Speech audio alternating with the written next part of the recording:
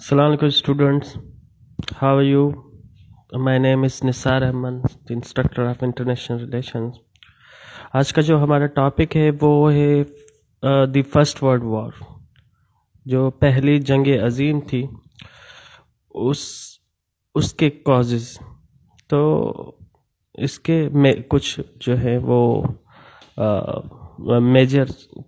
Major causes हैं जिसको हम लॉन्ग टर्म कॉजेज कहते हैं, और कुछ जो है वो इमीडिएट और शॉर्ट टर्म कॉजेज हैं,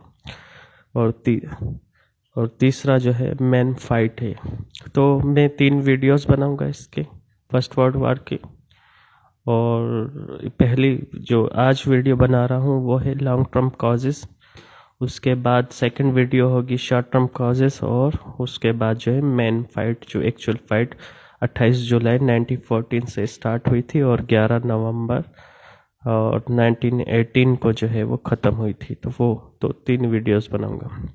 तो आज का जो हमारा डिस्कशन है वो है मेन कॉजेज या major causes of First World war.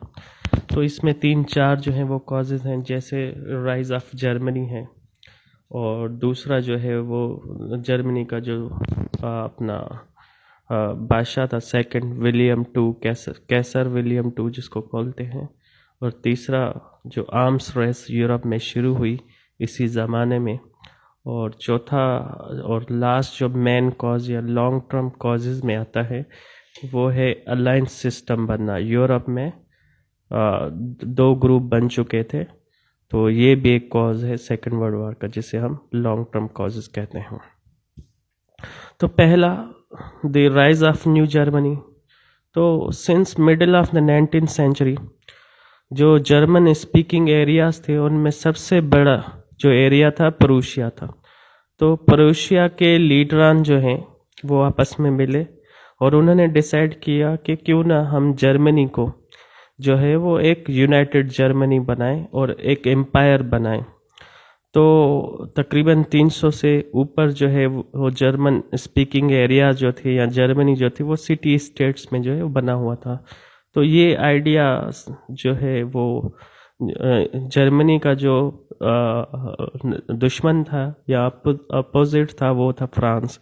इसको वो आइडिया जो है वो पसंद नहीं आया, या ये जो स्कीम थी जर्मन पीपल, इसमें सबसे बड़ा जो हाथ था वो प्रूशियन जो लीडर्स थे उनका था, क्योंकि जितने भी एरियाज थे जर्मन स्पीकिंग एरियाज जर्मनी में, उनसे सबसे बड़ा जो किंगडम था वो प्रूशिया था। तो ये आइडिया प्रूशियन लीडर्स ने दिया था। तो 1970 से लेके 71 तक जो है फ्रांस ने जो है वो जर्मनी से जंग स्टार्ट जो है वो अटैक किया और जंग स्टार्ट हो गई इन दोनों के दरमियान। तो जर्मनी जो था थोड़ा स्ट्रॉन्ग था फ्रांस से, तो वो जंग जो है वो जर्मनी जीत गया और फ्रांस को बैडली डिफीट हुई। तो उसके बाद 1871 के बाद जो है अपना फर्स्ट यूनिफिकेशन ऑफ जर्मनी हुई। तो ये सारा मिला के एक जर्मन जो है वो इलाका बनाया गया, या जर्मन यूनाइटेड जर्मनी जो है वो बनाया गया। तो इसका जो पहला अपना बादशाह बना वो था विलियम कैसर विलियम वन, और इसका जर्मनी का जो चांसलर बना वो था बिस्मार्क। तो बिस्मार्क का इंटरनेशनल पॉलिटिक्स और इंटरनेशनल रिलेशंस में खास करके डिप्लोमेसी में जो है वो बड़ा नाम है बिस्मार्क का। तो 1971 के बाद जो है वो बिस्मार्क जो है चांसलर बना। तो जैसे ही बिस्मार्क चांसलर बना तो बिस्मार्क ने जो इंटरनेशनल पॉलिसीज थी जर्मनी की उसको थोड़ा साइड पे रख के नेशनल पॉलिसीज को जो है स्ट्रॉन्ग करने के लिए उसने बादशाह को जो है वो एडवाइस करना शुरू कर दी कि हम जो है जर्मनी को इकोनॉमिकली, पॉलिटिकली, मोरली जो है हम स्ट्रॉन्ग करें। अभी यूनाइटेड तो बन गया है, तो हम क्यों ना जो है वो ब्रिटिशर जैसे ब्रिटिश एम्पायर है उस लेवल तक जो है वो जर्मनी को हम ले जाएं। तो इसने फ्रांस को भी थोड़ा अवॉइड किया, और रशिया बर्तानिया से जो अपना जर्मनी के एनिमिटी थी उसको भी थोड़ा साइड पे रख के जो है वो नेशनल पॉलिसीज़ को देखना शुरू कर दिया।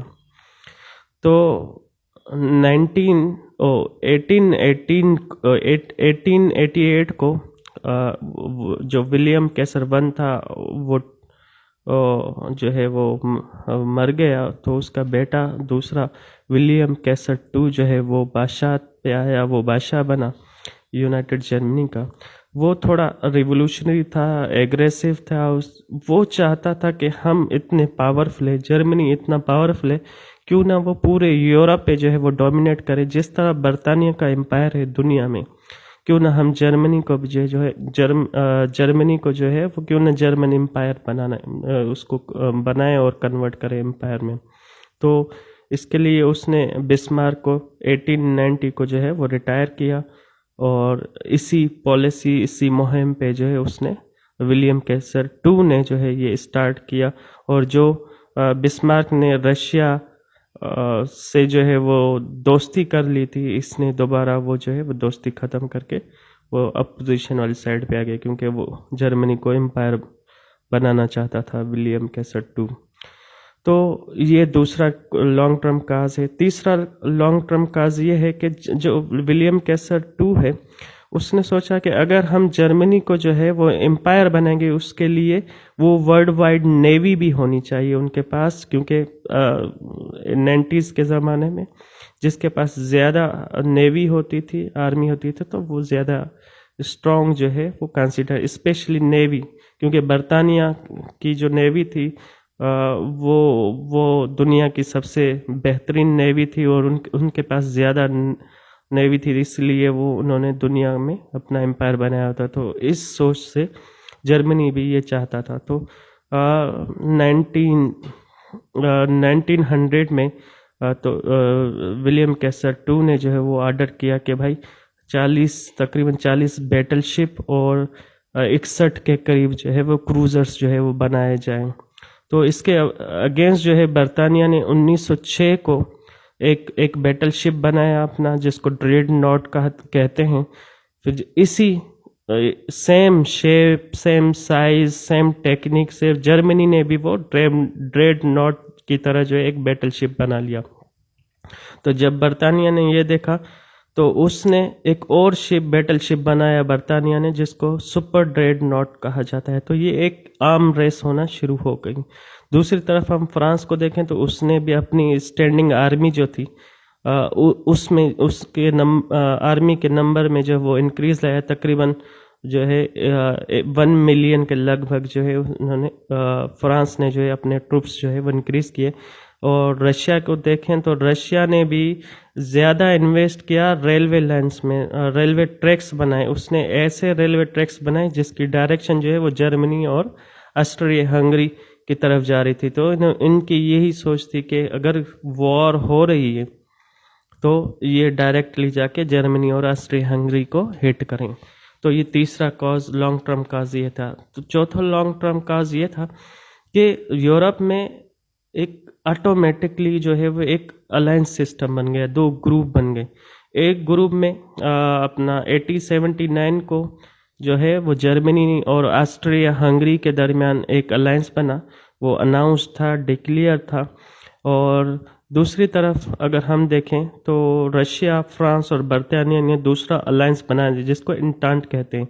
वो ऑफिशियल नहीं था, वो फॉर्मल नहीं था, लेकिन एक अंडरस्टैंडिंग थी, क्योंकि इन तीनों का दुश्मन एक ही था, जर्मनी। तो जो एनिमी होता है तो उसका एनिमी जो होता है वो दोस्त होता है। ये इंटरनेशनल पॉलिटिक्स का जो है वो मशहूर मुहावरा है।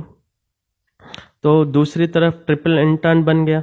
बरतानिया ने जो है 1904 और 1907 को जो है वो फ्रांस को ज्वाइन किया, और अपना रशिया से भी जो है उसने अपनी एक अंडरस्टैंडिंग बना ली। तो एक ट्रिपल एंटांट मीन्स अंडरस्टैंडिंग जो है इन तीनों में बन गई, और इनका एनिमी जो था वो कॉमन था, वो जर्मनी था। तो ये 2 अलायंसेस बन गए थे। तो जैसे ही वॉर स्टार्ट हुई तो इन 2 ग्रुपों में जो है वॉर स्टार्ट होना शुरू कर दी। तो आज के लिए इतना काफ़ी है। हम नेक्स्ट क्लिप में या नेक्स्ट वीडियो में जो है आज हमने फर्स्ट वर्ल्ड वार के जो है वो मेन कॉजेज़ या लॉन्ग टर्म कॉजेज़ किए।